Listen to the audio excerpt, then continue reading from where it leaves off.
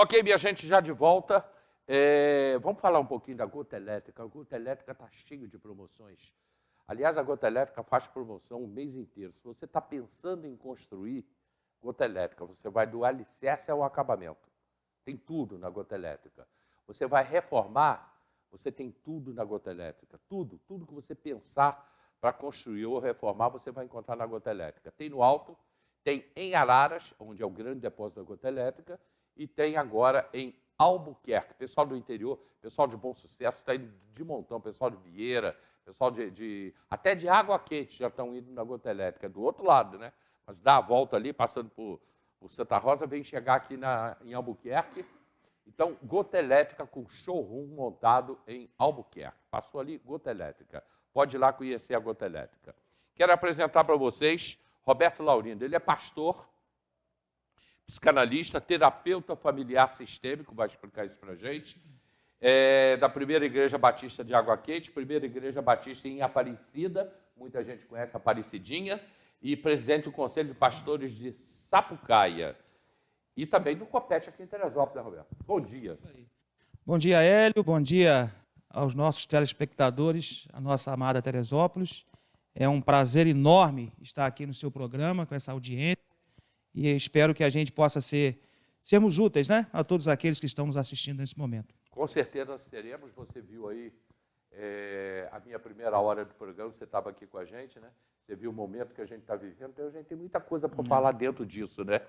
Mas eu antes quero te perguntar, eu falei ontem com o pessoal que eu tinha uma pergunta para te fazer, cara. Por que tu estava com o olho roxo? Quem te deu um soco na cara, no rosto, no olho? Então, conta essa história pra gente. Há alguns anos, há 7 anos, né, Deus me deu a graça de participar de um ministério que anuncia o evangelho por intermédio do futebol. Então, a gente utiliza o futebol para entrar, principalmente em países onde a entrada de pastores, de pregadores formais do evangelho, ela é vedada, é muito mais difícil. Então, através do futebol, um grupo de veteranos formado por ex-atletas de fato e por profissionais liberais, pastores, a gente tem acesso a esses lugares. Estivemos em Espanha, Portugal, Honduras, Inglaterra, Croácia e aqui no Brasil em alguns estados. Então, estivemos lá entre os ribeirinhos, né, no Amazonas, e naquela comunidade onde não há ainda presença cristã evangélica, a gente chega com um barco e anuncia o evangelho através de trabalhos com crianças e também o futebol. E num desses jogos, numa bola dividida, a bola no alto, eu cortei a bola e um índio pequeno, em estatura, ele acabou cabeceando o meu olho e ficou bem inchado, fechou, bem roxo, mas graças a Deus, com o passar do tempo, já está normal de novo. Pois é, eu te perguntei isso, lógico, brincando sobre o assunto, né, que você já tinha me contado, mas esse trabalho exatamente como é que é? Você ir para um lugar assim tão distante, tão longe, e sem nada, né? Então, nasceu aqui em Teresópolis, né, um grupo de amigos, e eu posso me lembrar o Ricardo, o Frederico, dono de uma papelaria na Barra do Imbuí, o Ricardo Mineiro, que também foi profissional e hoje mora aqui em Teresópolis, e nós conhecemos a UCE Brasil, a União das Copas Evangélicas do Brasil, que é um ministério com sede no Rio de Janeiro, através de um ex-profissional, o Bruno Brito, que foi jogador do Fluminense, jogou Portugal, jogou na Bélgica, e ele encerrou a carreira, voltou para o Brasil e fundou esse ministério em parceria com igrejas locais no Rio de Janeiro, para que, então, através do futebol, ele pudesse fazer essa parceria com igrejas, sendo um braço de evangelização, e começou pelo estado do Rio, e foi ganhando proporção, chegou a outros estados da nação. Então, hoje, há trabalhos que acontecem em São Paulo, Amazonas, Espírito Santo, e não só no Rio de Janeiro, e os convites começaram a chegar, e chegam de toda a parte do mundo. E não só, como eu disse agora há pouco, para pastores e para ex-atletas profissionais, mas para todos aqueles, enquanto cristãos, que querem evangelizar, anunciar o amor de Jesus Cristo. Tem sido uma ferramenta extraordinária, que tem nos possibilitado conhecer outras culturas, outros lugares, e muitas pessoas transformadas, gente batizada, gente que retorna para o Evangelho, lares, famílias refeitas, e tem sido, então, uma ferramenta extraordinária do poder de Deus. Tá, mas aí eu queria saber de você, desses lugares mais ermos, por exemplo. Você falou que foi aí num jogo de futebol com um índio. Isso, Tá? isso. Como é que ia você lidar com essa cultura? É totalmente diferente da Exatamente, realidade que é a gente diferente, conhece, é. né? Para mim foi uma experiência extraordinária, porque você vê de perto, lidar de perto com uma cultura totalmente diferente da sua. Eles são muito acolhedores, né? Nos recebem muito bem, e você então pode estar lá no meio deles, e principalmente na região ribeirinha do Amazonas, né? Onde você percebe uma ausência do Estado, você percebe uma dificuldade muito grande de sobrevivência. Então, eles vivem do rio, vivem da pesca e da venda dos peixes, né, que, obviamente, eles pescam. E tem, assim, é uma troca de experiências. A gente leva a nossa história, a nossa bagagem, compartilha aquilo que a gente crê, a nossa fé, mas, ao mesmo tempo, recebe deles, né? Esse carinho, esse acolhimento, essa receptividade, que também é muito importante para nós que estamos indo visitá-los. Eu vou te falar com total desconhecimento, né? Porque eu tenho a impressão que você chegar aí, que existem ainda, né, tribos aí no país, tribos aí que ainda nem contato fizeram, isso é provado, que nem contato fizeram ainda com a gente, com o branco, né? Eles acreditam, a crença deles é no sol, é na lua, é no tempo, enfim, é isso que eles acreditam, porque é o que eles aprenderam tanto. E como dizer que eles estão errados ou certos? O que é certo, o que é errado? Essa é a minha dúvida. Como é que você chega para um cara um índio que para ele Deus é o sol, é a lua? Entendi. Essas tribos que nós tivemos acesso, elas são mais colonizadas em relação à nossa cultura, porque elas estão mais próximas.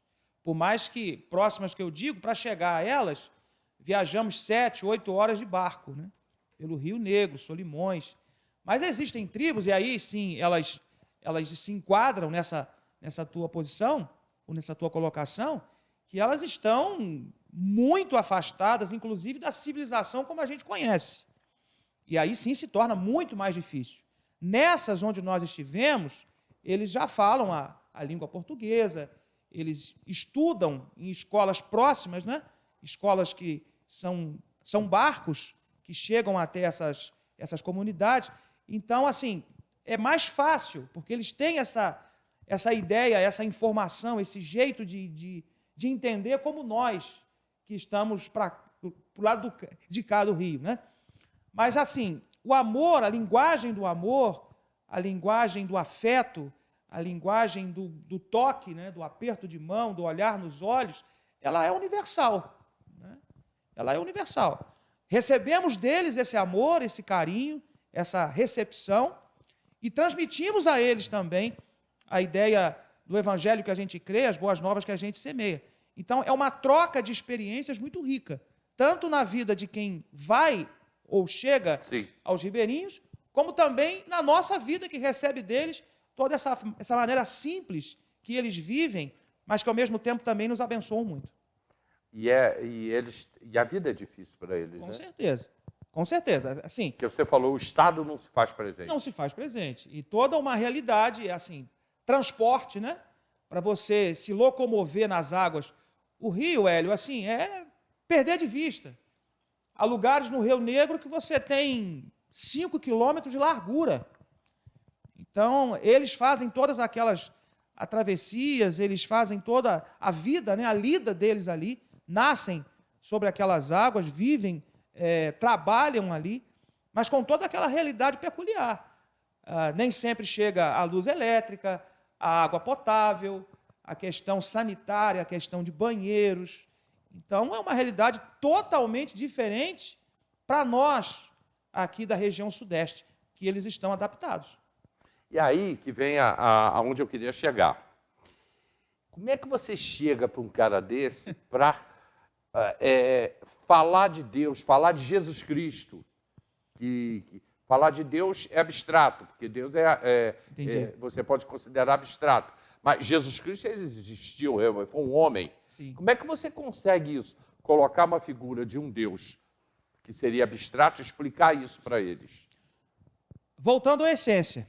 Quando a gente olha para a vida de Jesus, a gente percebe um Jesus que caminhava entre as pessoas, se permitia tocar e ser tocado pelas pessoas. Perfeito, estava ali. Isso aí. Um Jesus simples, objetivo, que convivia com pecadores, que amava pecadores, que não abria mão dos seus princípios, da sua verdade e daquilo que ele veio ensinar. Mas um Jesus que não era uma instituição. Um Jesus destemplado, fora, além das quatro paredes. Um Jesus sem bandeira denominacional, sem bandeira religiosa. Um Jesus que não só ensinava sobre amor, mas era o próprio amor. O Jesus que não apenas transmitia uma palavra, mas se faz a palavra feita carne. Um Jesus simples, de uma linguagem simples, que prega por intermédio de parábolas, cotidiano das pessoas. Um Jesus que se faz entendido. Então, quando a gente está nesses lugares, por exemplo, a Bíblia fala, né, diversas passagens que Jesus andou sobre o mar, que os pescadores com medo no meio do mar, e viviam essa realidade de mar, os grandes lagos, né, de Jerusalém, aquela região. E quando nós estamos lá, entre os ribeirinhos, é como se estivéssemos, de fato, dentro da história, vivendo aquela realidade. O Jesus entre os pescadores, o Jesus no mar, o Jesus entre aqueles que são pobres, mas pobres não no sentido apenas material, no sentido de não ter acesso à educação, no sentido de não ter acesso à informação. E o Jesus que se permite estar no meio dessa gente, sendo instrumento para a transformação, não só social, mas espiritual e emocional da vida dessa gente. Mas é difícil? Você consegue atingir? Quando a gente vive essa realidade, né? Quando você se dispõe a ser instrumento, a ser canal, como a Bíblia diz, como Paulo nos ensina, o apóstolo Paulo, sendo templo, morada do Espírito Santo, você, como eu citei agora há pouco, tem uma experiência de imersão dentro das Escrituras. Não é mais superficial, é de fato verdadeiro, é concreto. Se torna fácil porque você nitidamente percebe o Espírito de Deus se utilizando da sua vida, da sua existência, para de fato cumprir o seu propósito. Porque você tem que entrar na vida deles. Com certeza. Eles não vão entrar na sua vida. Como o próprio Cristo, né? Jesus não fundou uma igreja onde ele ficava atrás de uma bancada, dentro de um escritório. Ele não era de difícil acesso, mas ele descia, ele estava presente, ele veio para servir, para conviver com pessoas, nos dramas das pessoas, nas mazelas das pessoas. Então, lá entre os ribeirinhos, onde você tem uma dificuldade enorme de perceber templos de alvenaria, templos físicos. Não existe, né? Não existe. Os poucos que existem, você não tem o rebanho, você não tem o pregador convencional, porque são lugares de difícil acesso. E aí você percebe a fé sendo vivenciada, como nos tempos bíblicos, nos anos em que nós estamos, né? E é algo assim transformador, como eu frisei, tanto para a vida de quem vai, como também para a vida de quem recebe. Pois é, quando você fala da vida de quem recebe, eu estou tentando me colocar nessa posição, que você vai chegar num mundo completamente diferente do seu. E que você tem que entrar nesse mundo. Você tem que aceitar como eles são, Isso como aí. eles fazem, o que eles Isso comem, aí. o que eles vestem. Esse é o grande desafio, é você se vestir como eles, você se alimentar da comida que eles se alimentam, você ter essa experiência cultural, social, nesse período de tempo, no nosso caso foram 15 dias, você está no meio deles como se um deles você fosse. Mas através do momento em que você conquista a confiança deles, e como se conquista? Comendo a comida deles. Mas você não pode errar, você não pode mostrar que não está gostando de alguma coisa. Claro, e assim, e de fato, como eles conseguem sobreviver e viver, mesmo que numa realidade material difícil, de transporte, de educação, você vê a alimentação muito saudável, né? Porque eles se alimentam do rio, peixe, muito saudável a alimentação, até mesmo em relação à Covid, essa realidade que afetou Teresópolis, o Rio, o Brasil, o mundo, você percebe lá que muitos poucos casos aconteceram. Muitos poucos casos. Uma alimentação muito saudável, muito rica em nutrientes, uma água muito cristalina, nessa realidade toda, onde eles estavam vivendo e vivem, né? Fazendo da pesca e daquele momento uma realidade de vida e sobrevivência. Porque você não acha arroz, não acha feijão, mas acha mandioca. Tudo. Tem Isso aí. batata. Mandioca, batata, essas hortaliças, verdura, isso em abundância. É a base da alimentação dele. É a base. E o peixe, que de fato, o alimento primordial do ribeirinho. Caça também. Caça também. Caça também. Jacaré, enfim, essas realidades, né, que eles contam lá, que a gente vê assim, à distância, né, mas que mata, né, mata fechada, com certeza também caça e animais que eles também se alimentam deles. Deve ser uma experiência sensacional um negócio desse. Deve ser. Porque se aqui, que é próximo aqui, em Nordestina, isso. Aonde o Davi vai uma vez por ano, se ali em Nordestina, que eu não fui ainda, ali em Nordestina, Davi já conta histórias lá fantásticas, né? Davi e Márcio, histórias de lá do que é a realidade. Quando chega num lugar daquele, a criança corre, você pensa que ela vai te pedir alguma coisa, ela pede água. Isso aí. Você trouxe água, você trouxe Guaraná, isso para eles é rico. Com certeza. É riqueza. Né? Com certeza. Isso aqui. A gente está falando aqui na Bahia, interior da Bahia. Aliás, o nosso interior o interior do Nordeste é uma coisa bárbara também. Olha, nos dias 12 e 13 de agosto, agora, 12 e 13 de agosto, no Clube Comari, o Instituto Conhecer está trazendo um congresso para Teresópolis. É o Congresso Nacional de Educação Infantil e Anos Iniciais. Eu vou sortear aqui no programa, nós vamos sortear, a semana que vem, nós vamos sortear uma vaga para você participar desse congresso, para professores. Tá? São professores, é um congresso para os professores.